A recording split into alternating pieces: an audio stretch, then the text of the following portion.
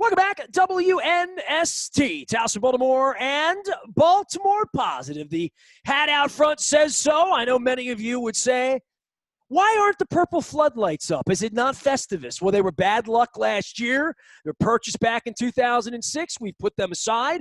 But I do have my Sporticulture Magma lamp flowing here. And I've decided to just go all in and wear, like, raving gear here this week. This is my ode to Festivus. I had a flight up to Buffalo. They started talking about COVID testing in New York and going to Tonawanda. And I'm like, you know what? It's probably my signal to move the flight points to Tampa just in case we win in Buffalo. John Murphy is here. He's been my friend for a long, long time and has been the voice of the Buffalo Bills. How many years, Murph, for you with the Bills? I'm in the 17th year I've been doing play-by-play. I was on the broadcast for years before that, but 17 years of play-by-play. All right, so I've told this story this week to my dear friend Mike Resigliano. He and I chewed the fat for an hour about cartooning and the Buffalo Courier Express and all of that. Went up to Buffalo New Year's Eve to see the Oilers play back in '89. Went back. I was there for the AFC Championship game that the Raiders just got the snot kicked out of them. And I actually I tweeted at Amy Trask. I had my ticket stub from that. All I remember was Mighty Taco and the Bills make me want to shout back in the day. And so I guess I've been coming up there for 30-some years, back to the K-Gun and Marcia Broda and Andre Reno, all that stuff. You still had one. We've had two parades. We didn't even have a team then, Murph. We've had two parades. So if we can't win, God bless you. I want you to win, but you're in the way. We've never played in a game. You and I probably have a good friendship because we've never played in a game that matters like this, right? You're right. Yeah, they played a lot. I mean, over the years, a couple of years ago, the Bills played okay against the Ravens on a Sunday in December. And, of course, they opened the season against them twice in the last several years, and they were both kind of blowouts for Baltimore. But this is a high-stakes game, and the first time these two teams have done that. I think it's kind of interesting and really kind of fun. I appreciate the Ravens, and I really appreciate the franchise and how relevant they've remained. What is it, 5 straight years of 9 or more wins? I mean, that's really good. That's a really good record to have, and I do admire what they've done down there. Well, I mean, transitioning from the Flacco thing to the Lamar thing, certainly this week was the biggest monkey ever, right? Because, like, Lamar hadn't won. They were the best team last year. They didn't win at home. They lost a game they were expected to win against the Chargers. When you haven't won a playoff game in a while, you know what that's like. You were around it a long, long time without winning. And there's a point where the culture of winning, whether it's ownership, leadership, drafting players, having coaches survive long enough to give themselves a chance to win. But you're at a point here. This is a nice place. And the Bills have a lot of assets right now that maybe harken back to the K-Gun and saying, hey, we got this and we got that. And we can do this. And we got Diggs. By the way, he's a Terp. Yeah, I know that. Yeah. Look, I think you've hit on a pretty good point about the 2020 Buffalo Bills. And, yeah, it's been a long time. The win last Saturday against Indy was their first playoff win in 25 years. There was a 17-year playoff drought where they didn't see the playoffs for 17 years, and that's a whole nother story. But on the 2020 Buffalo Bills, you've touched on a pretty important point, how the offense especially is versatile. They can do a lot of different things. And I have to really credit Brian Daboll, the offensive coordinator. You know, if you want to play run the ball, power football, they can do that. They have an amazing passing attack, one of the best in the NFL, but they're versatile and diversified. And I think that serves them well moving into now deeper into the playoffs, where they can, however you defend them, they can find another way to try to do it. I don't know if it's going to work all the time, but it's worked so far for 14 wins now in 2020. See, when I think of Buffalo, I come up there for those games, packed house, the pre-Bills mafia, little mafias, out in the parking lots 30 years ago, and the beef on weck and the Anchor Bar and the wings and, like, all of that, sneaking over across the border back when you could, the passport kind of worked back then in those days across Peace Bridge. All of the years of it not working there's always been this swell of, like, when it works, it's going to be the greatest thing ever. And it works, and now you can't pack the stadium. We can't. Yeah. John, I'd have 5 buses. We'd already be sitting at the Anchor Bar with bibs right now. But the plague has been weird. And I know sitting in booths and empty stadiums, you've been doing this. I flew down to Houston week 2. I went to Washington. I went to Philly. I stopped traveling 2 months ago. I did have a flight to Buffalo this week, but then they sent me the media form on Monday. They're like, you got to get here early. You got to have a COVID test. You got to drive to Tonawanda. I'm like, you know what? I'm content sitting because there's a part of seeing it empty that is very, very less than fulfilling for me. I think it's better on television, Murph. Well, yeah, I mean, I think it's better on radio because I do the radio, as a matter of fact. But I agree with you. And, my partner on the broadcast this year, Steve Tasker, there have been 3 or 4 occasions, home games this year, where we walk out at the end of the game and we've either I say it or he says it. It's unfortunate. It stinks that there are no fans here because they're missing a great story. There were, 6,700 fans last Saturday when they beat the Colts. Those people had the time of their lives. I'm sure they'll never forget it. I mean, that's less than 1/10 of the stadium capacity. It sounded like a lot more, and they all had fun, and they saw a good game. But really, this is a team that is dying to be recognized by their fans, who they do have a bond with, and the players are great about it. There's not even going to be a parade for the winner this year, right? Yeah, I know. It's going to be awful. We've suffered through it. There was, the Bills beat the Rams way back in September, and they beat New England, which they rarely do at home. They beat Seattle at home. They beat Pittsburgh on a Sunday night. And each time we're leaving the stadium saying, I can't believe that nobody saw that, that no fans saw that. I mean, but the Bills are the kind of franchise where people will be meeting them at the airport, like literally. Well, they are. Yeah, they did, as a matter of fact. I mean, I know that the long-suffering part of this, that there really is pleasure, but it might be in your basement, in your man cave or whatever at this point, where you're high-fiving your family members, and that's what this season's going to be for you, right? Yeah. People are loving this season. They did, when the Bills clinched the AFC East, they beat Denver on a Saturday afternoon back in mid-December. A couple thousand fans showed up at the airport to greet them there, and there was really no effort at real social distancing. The players didn't mix with the fans, but the fans were all together. And I mean, that's something that's become a kind of a newer tradition the last 3 years, when folks go to the stadium to greet them when they come home. But you're right. I mean, there's just a lot missing. I think the folks who are there this Sunday or Saturday, 6,700, are going to have a good time. But man, they're like 1/10 of what it really could be like. And that's unfortunate. It's been really unfortunate to see. John Murphy's here talking all things Buffalo Bills. You can follow his journey out on Twitter. He's been the longtime voice of the Bills, waiting for a year like this. I mean, we've had Joe DeLamielleure on this week. I mean, I'm going to, I have Sig. We're going to the Buffalo Legends here this week. Tell me how this thing was built, because I once had the good fortune of having lunch with McCarthy's brother, who was a hockey executive and a football executive. He was on the executive side of things. He said, my brother's the coordinator with the Eagles. And I'm like, keep an eye on him. Give me from ownership down what's happened, because clearly picking the right quarterback's a big part of this, right? I mean, we have benefit. If you're playing football right now, you pick the right quarterback. If you're not, you probably pick wrong. Or maybe you picked the right quarterback and did the right things with that quarterback. Certainly with Josh Allen, he wasn't a clean pick. He wasn't a 1-1. He wasn't that guy, but he was a guy that I think found a good circumstance. There are other places maybe it wouldn't have worked so well, because it certainly never works out well for all the classmates, does it? No, well, it starts with the Bills with 2017. They let Rex Ryan go right around this time, and I think it was 4 years ago yesterday they brought in Sean McDermott to be the head coach. And McDermott had a plan, a vision, and a couple of months later, right after the draft, so it was early May, they brought in Brandon Beane, with whom he worked in Carolina as the general manager. And those two as a team have been the keys in the Buffalo resurgence. And then the following year, 2018, 5 first-round quarterbacks. The Bills got the 4th of the 5. So 3 quarterbacks went before Josh Allen. No, 2 quarterbacks, right? Allen was the 7th. Yeah, 2. And then Josh Rosen and then Lamar. But so they got the 3rd of the 5 quarterbacks, and clearly you just said Josh Rosen, by the way, right? Well, Josh Rosen went right. I mean, you just Josh said his Allen. name. I haven't. When's the last time I heard his name? Right. Right. He was there. He was one of the 5. They got the right guy, and I give him a lot of credit for that, because there were 5 to choose from. I'll be honest. I really thought they were very interested in Sam Darnold back then, and they were. And Darnold went earlier than the Bills got to him at the Jets, so they were. I think they were happy to get Josh Allen, and really happy once they saw how hard he works and how hard he applies himself to the task at hand, how well he fits in this community and with this team.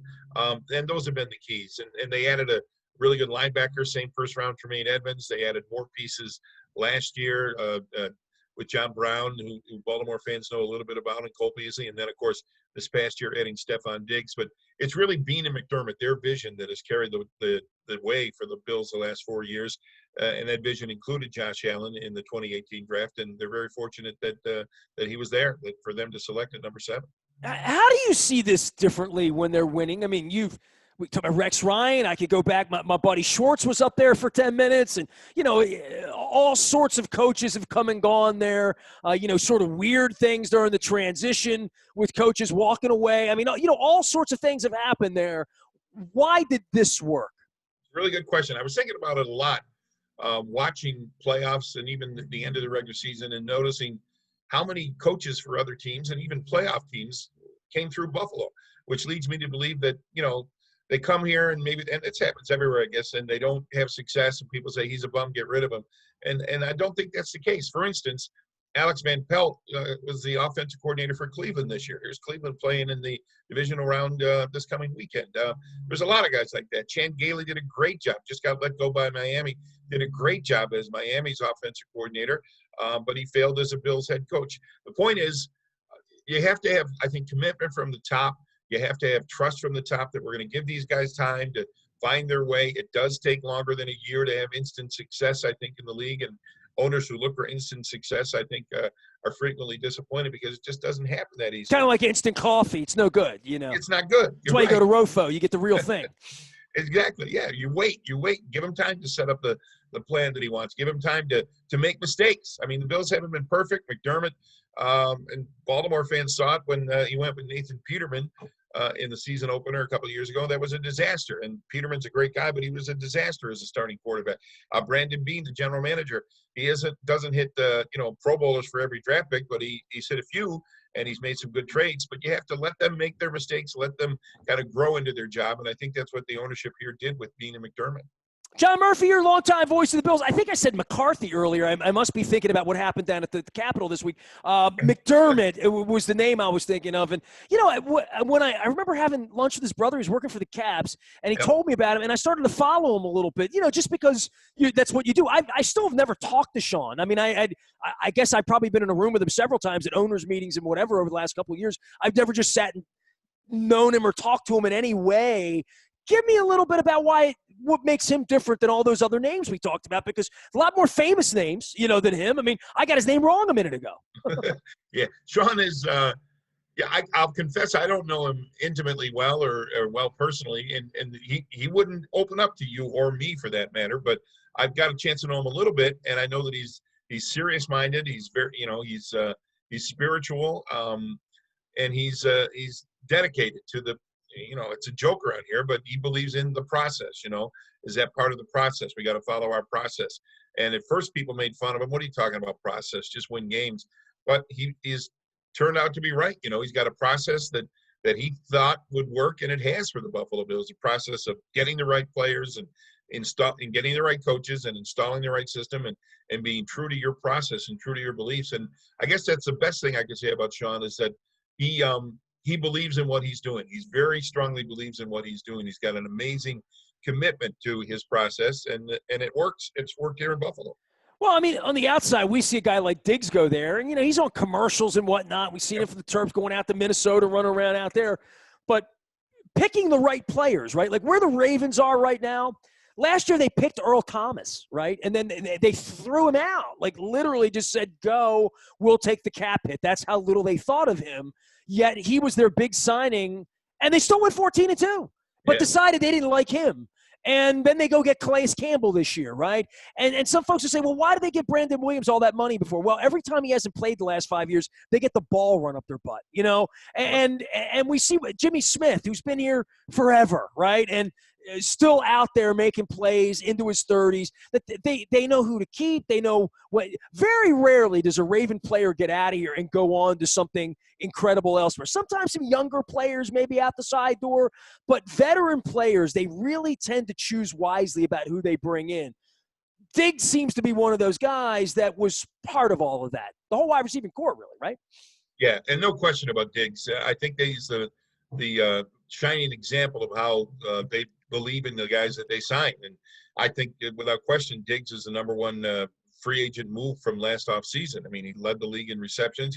He's almost unstoppable. But when they got him coming out of Minnesota, I mean, he had problems with Kirk Cousins and problems with how many targets he was getting and wasn't happy, and he was verbal about it. And when they signed him on in March, and there were people saying, what are they doing? How can they bring this guy? He could disrupt this great chemistry they have. And the Bills were quiet about it and said, we'll see. And you know what? He's been great. He's been a tremendous teammate. As good as a player and a producer he's been an even better teammate to the rest of his Buffalo Bills teammates.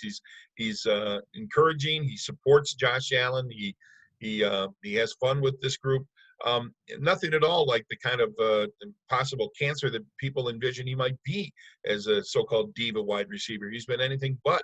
And as I said, I think he's the most important offseason acquisition that any team in the NFL made this past year. How long have you lived in Buffalo, Murph? Whole life. I went to school at Syracuse and came back here. What makes Buffalo great? What keeps you in Buffalo? Besides being the voice of the Bills. Yeah, that's a big one. Family, mostly. I mean, honestly, I don't stay for the weather. The weather's not great. It's cloudy and looks like it's 10 o'clock at night out here now. But it's family and the fact that it's a comfortable place to live in and a really an affordable place to live. And yeah, people are great. I sort of take it for granted, but you take for granted how friendly people are and how approachable people are.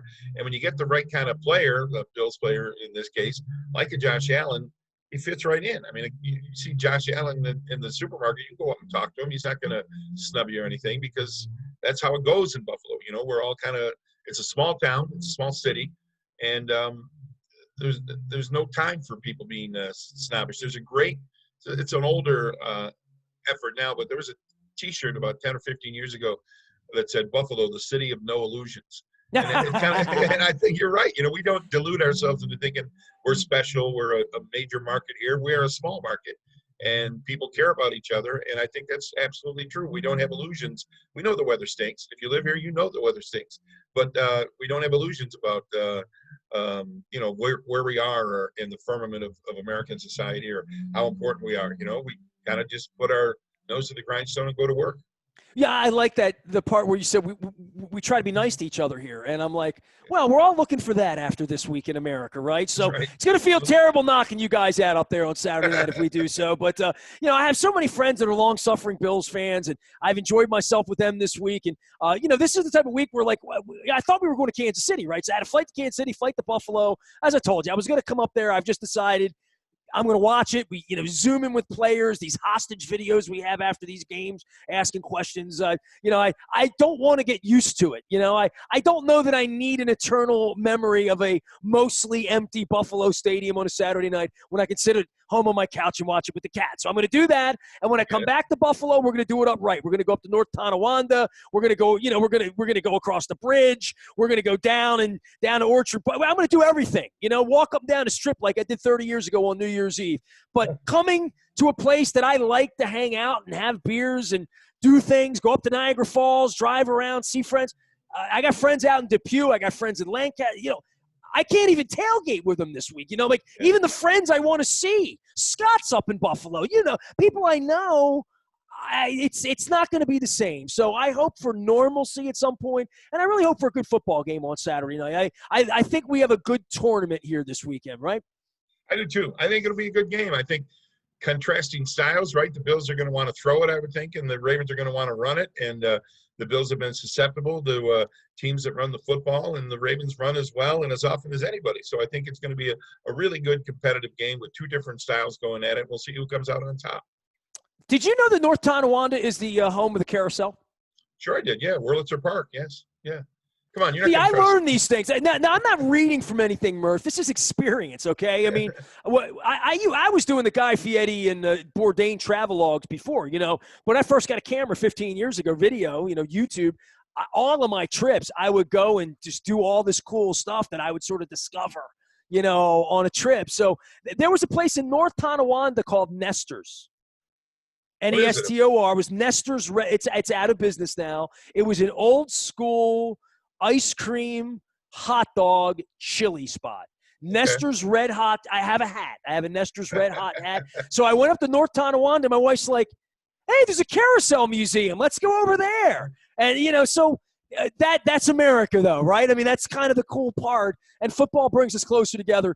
Stay safe up there. Wear your mask and call a good game on Saturday night with Tasker. I'll find him a little later on in the day, and I know I'm going to make my way to your podcast as well. Murph, I appreciate you, man. One day we'll have Indianapolis again in the winter together. Yeah, that's right. The Combine once again. Thanks, Nestor. Great to talk to you again. Thanks. John Murphy, the voice of the Buffalo Bills. We got a good football game on Saturday night. Good tournament all weekend long. Doing a lot of politics around here this week. Doing a lot of patriotism around here. Doing a lot of outrage around here this week, quite frankly. Baltimore County Executive Johnny O has visited. Howard County Executive Calvin Ball has been here. Anne Arundel County Executive Stuart Pittman is here. Harford County Executive Perry Glassman is coming next week. Mayor Brandon Scott's coming later this week. We're covering what's going on around here in Baltimore. We are WNST.net, AM 1570, Taos in Baltimore, still doing sports, still doing Baltimore positive.